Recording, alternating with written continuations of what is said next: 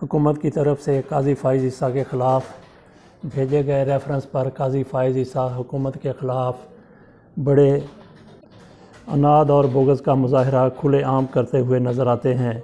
उनसे अपना इश्तियाल छुपाए नहीं छुप रहा। इमरान खान पर केसेस में शदीद तनकीद करते हैं। कभी कहते हैं कि इमरान खान वज़ीर-ए-आज़म के तौर पे फ़लाँ तकरीब में गए तो उस पर कितने अखराजात हुए, तो क्या ऐसे अखराजात होने चाहिए सरकारी ख़जाने पर, जबकि ये तकरीब उनके वकला की थी। कभी अरकान कौमी असम्बली को जारी किए जाने वाले फ़ंड्स के हवाले से वो शदीद तनकीद करते हैं और इस मामले में भी उन्होंने नोटिस लेके हुकूमत को बुला रखा है।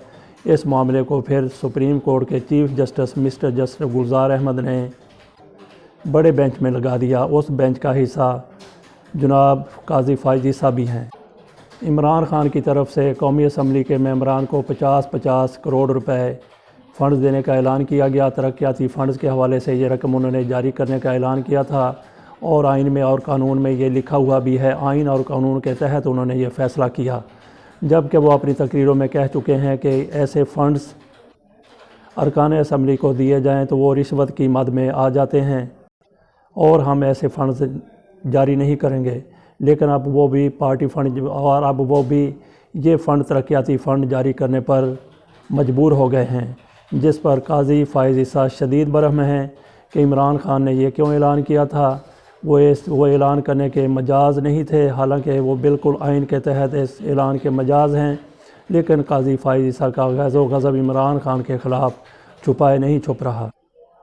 गुज़श्ता रोज़ इस केस की समाअत हुई तो सुप्रीम कोर्ट में वज़ीर-ए-आज़म की जानिब से अरकान असम्बली को तरक्याती फ़ंड जारी करने के केस के हवाले से कहा गया। वज़ीर-ए-आज़म के सेक्रेटरी का ख़त अदालत में पेश कर दिया गया। अटॉर्नी जनरल ने कहा कि वज़ीर-ए-आज़म ने कहा कि अरकान असम्बली की तरक्याती स्कीमों पर अमल आइन से मशरूत है। वज़ीर-ए-आज़म को मालूम है कि सरकारी फ़ंड्स का गलत इस्तेमाल नहीं किया जा सकता। किसी रुकन को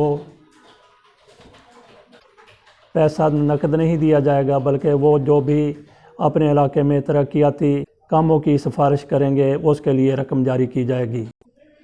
काजी फ़ाइज़ ईसा ने केस की समाअत के दौरान कहा कि ख़त की अंग्रेज़ी दुरुस्त नहीं है, ख़त में सवालात के जवाबात नहीं दिए गए। लगता है वज़ीर-ए-आज़म ने अदालती फ़ैसला ठीक से नहीं पढ़ा।